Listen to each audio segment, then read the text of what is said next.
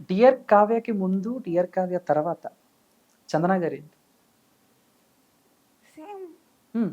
Yeah! Same. అంటే మామూలుగా మనకొక సినిమానో, లేతే ఒక వెబ్ సీరీసో, ఒక షార్ట్ ఫిల్మ్‌తో కొంచెం గుర్తింపనేది వస్తుంది గదా! ముందు, వెనక అనేది మాట్లాడుకుంటూ ఉంటాం గదా! సో, అలా ఏం లేదా? 'డియర్ కావ్య'కి ముందు, 'డియర్ కావ్య' తర్వాత ఏమన్నా ఉందా స్పెషల్ మీ లైఫ్‌లో? 'డియర్ కావ్య'కి ముందు నేను వేరే వెబ్ సిరీస్ గూడా చేసుండే. హ్మ్. లైక్ 'రాంబాబు' అని చెప్పి. హ్మ్.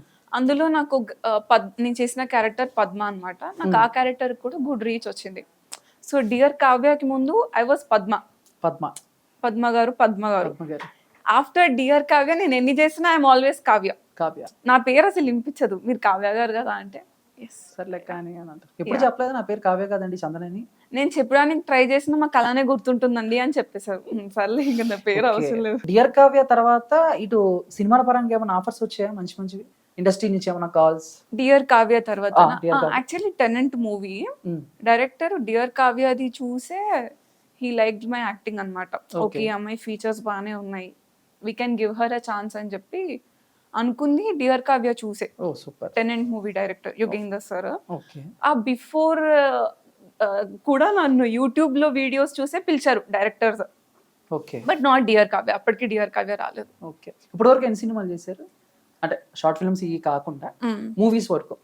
ఒక పెద్ద, చిన్న సినిమాలు కలుపుకొని 4 4. హ్మ్. నాకు తెలిసి 'టెనెంట్' ఒకటి, 'బుట్టబొమ్మ' అనుకుంటా. హ్మ్. అనికా సురేంద్రన్‌తో హ్మ్. కలిసి యాక్ట్ చేశారు. Sithara 'Sithara entertainments. Entertainment' and 'tiger Nageswara Rao'. Hmm. ఇంకో సినిమా ఏం చేశారు? ఇంకొకటి చేశాను. But yeah!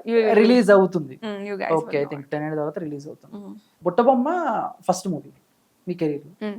'Tiger Nageswara Rao' second movie. Hmm. Okay.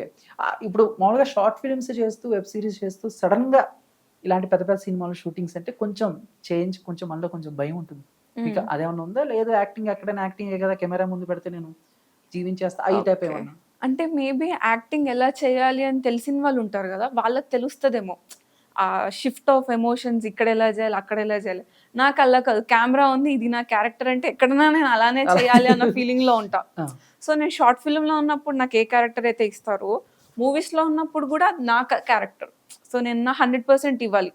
So, నాకు వేరియేషన్స్ తెలీదు. ఓహ్! ఇక్కడ తక్కువ యాక్టింగ్ చేయాలి, అక్కడ ఎక్కువ యాక్టింగ్ చేయాలన్న వేరియేషన్ నాకు తెలీదు. ఇది నా క్యారెక్టర్. ఈ క్యారెక్టర్‌కి ఏ ఎమోషన్ గావాలి, అది నేను డెలివర్ చేయడమే. కానీ ఏంటంటే, మన చుట్టూ ఉన్నవాళ్ళు, యూట్యూబ్‌లో మన చుట్టూ ఉన్నవాళ్ళేంటంటే, మనం రోజు చూసేవాళ్ళం గదా! అంతేం భయం రాదు. కానీ అక్కడెళ్ళేసరికి పెద్దవాళ్ళు. ఫర్ ఎగ్జాంపుల్ ఇప్పుడు నేను 'రవితేజ' సార్ తోటి సీన్స్ చేశాను. నాకు యాక్టింగ్ వైస్ భయమే లేదు. కానీ 'రవితేజ' సార్ ఉన్నారు గాబట్టి నేను కొంచెం కాన్షియస్ అయ్యాను. ఓకే. ఇక్కడ ఏమైనా తేడాలు చేస్తే బాగుంటదా? బాగోదా? మనకు తెలీదు. అలాంటి టైప్ ఆఫ్ ఫియర్ ఉండే కానీ యాక్టింగ్ చేయడానికి అది పనిగా ఫియర్ ఉండే గాదు. Okay. It was the people మన చుట్టూ ఎవరెవరు ఉన్నారు. పెద్దవాళ్ళు ఉంటే మనం ఆబ్వియస్‌లీ కాన్షియస్ అయిపోతాం గదా!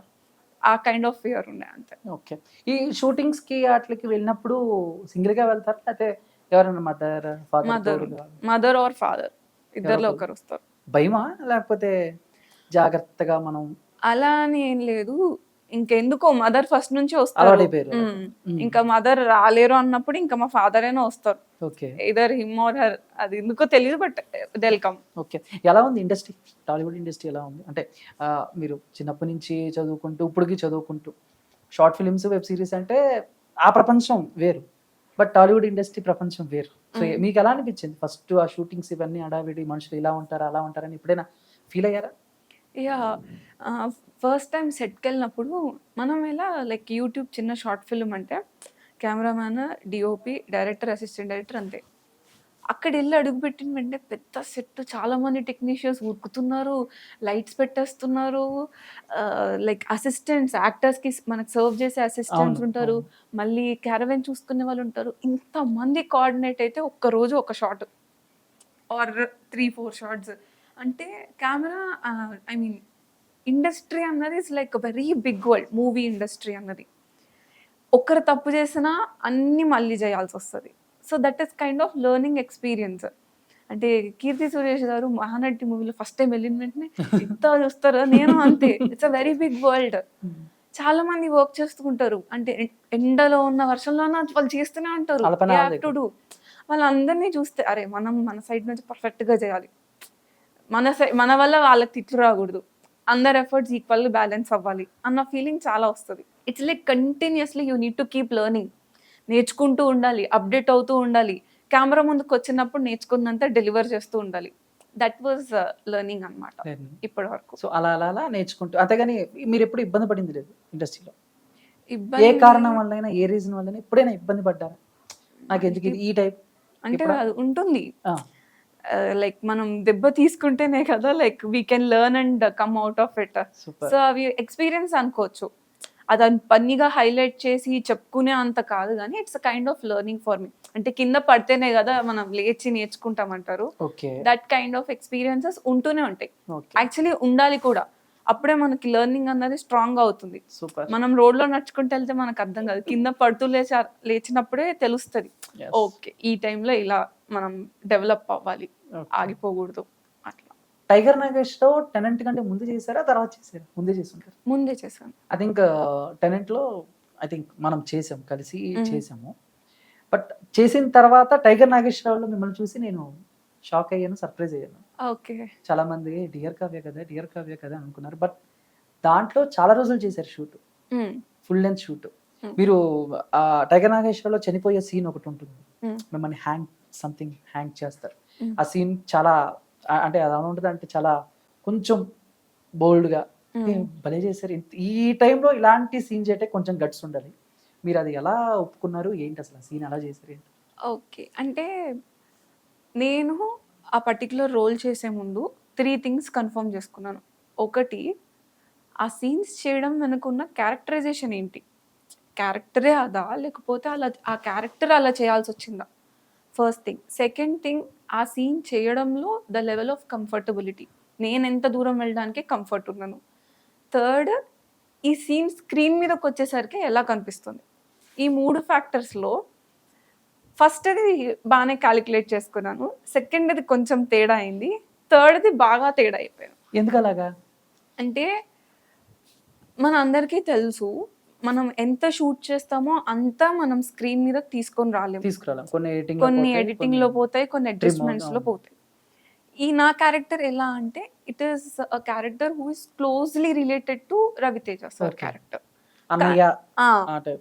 అది అన్ని ఎమోషన్స్ మనం చూపించి ఇది చూపించుంటే అది వేరేలాగా వెళ్తుండే, కానీ అన్ని మనం చూపించలేకపోయాం ఎందుకంటే కన్స్టెంట్స్ చాలా ఉంటాయి మనకి, ఆల్రెడీ అప్పటికి చాలా పెద్ద scene లెంత్ ఎక్కువ అయిపోవడం వల్ల. సో ఆ ఒక్క సీనే పెట్టేయడం వల్ల ఏమనిపిస్తుంది అంటే అరే చంద్రబాబు ఇలా ఎందుకు చేసింది అన్న ఫీలింగ్ అందరికీ వచ్చి ఉంటది, కానీ ఆ సీన్స్ పెట్టి అది చూసుంటే ఎమోషన్ కనెక్ట్. వేరేలాగా వెళ్ళిపోతుండే. అది first thing. Second thing, level of comfortability. నేను డైరెక్టర్ క్లియర్లీ లైక్ ముందే చూసుకున్నాం ఏది నేను ఎంతవరకు చేయగలను ఎంతవరకు చేయలేను అని చెప్పి, అకార్డింగ్లీ డూప్ని పెట్టుకోవడం, స్టంట్ మాస్టర్ని పెట్టుకోవడం, ఇవన్నీ కోఆర్డినేట్ చేసుకొని ఆ సీన్ తీశారు. సో అక్కడ ఎక్కడ నేను అన్కంఫర్టబుల్ జోన్కి వెళ్ళలేదు. అది స్క్రీన్ మీద ఎలా కనిపిస్తుంది అన్నది డైరెక్టర్ చూపించాలనుకున్న వరల్డ్, కానీ తీసే వరల్డ్ ఇస్ కంప్లీట్లీ డిఫరెంట్. అక్కడ నేను అది కాదు, బట్ చూసే వాళ్ళకి అది నేనే, మీరే. యా. సో ఆ kind of difference maybe public అర్థం కాకపోవచ్చు కానీ ఇండస్ట్రీకి ఇటు సైడ్ ఉన్న వాళ్ళకి అర్థం అవుతుంది. సో అక్కడ దే వాజ్ నో అన్కంఫర్టబిలిటీ అన్నమాట.